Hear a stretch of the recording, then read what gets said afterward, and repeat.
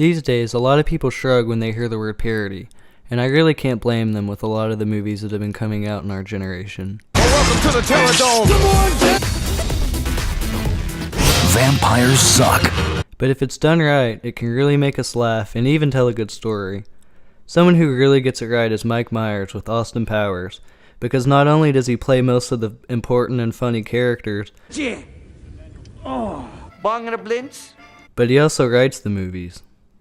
This movie satirizes everything from 60s culture Groovy, baby. to sex Sorry about that. I swear to God that never happens. to classic movies and obviously All right, spy Dr. movies. Evil. It's finally come down to this. You, me, and a gun. Some of these references are obvious, I love gold! This is gold, Mr. Bond. All my life I've been in love with its color, its brilliance, its divine heaviness. I'll stay. I warned you. but some of them you kind of have to look for. Dr. Evil, do you really expect them to pay? No, Mr. Powers. I expect them to die. Do you expect me to talk? No, Mr. Bond, I expect you to die. And that's what makes this stand out as such a classic parody to me. Evil should order The filmmakers use music to satirize spy movies, Ladies and gentlemen, Mr. Quincy Jones!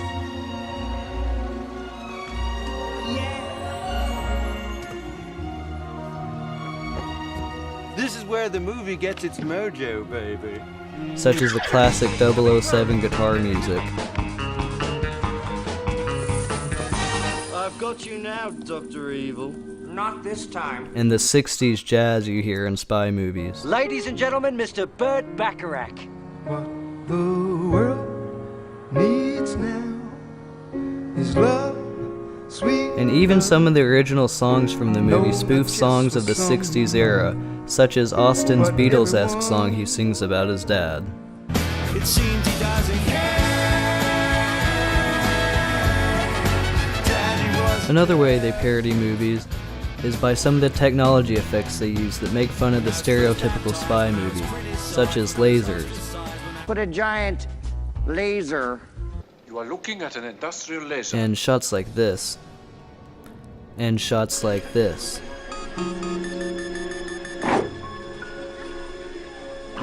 And shots like this. Well, it appears to be in the shape of a big boy. Good God. He's back. The film makes these 60s effects look cheesy and ridiculous by making them look even more cheesy and ridiculous, but by also not going over the top with it. The Austin Powers series also does a lot of movie and pop culture references, You know my favorite Helen Hunt movie is Twister. which to me is what most parodies do wrong and just make references for reference's sake. I am but a kindly old wizard. We came in here to help you. Get out! Most of the jokes in the movies are still pretty understandable today, Oops! I did it again, baby. and doesn't just base jokes off of short-lived trends. I'm here to unpossess you. Do you know how to connect the cuts? And even the potty humor is used to move the story along.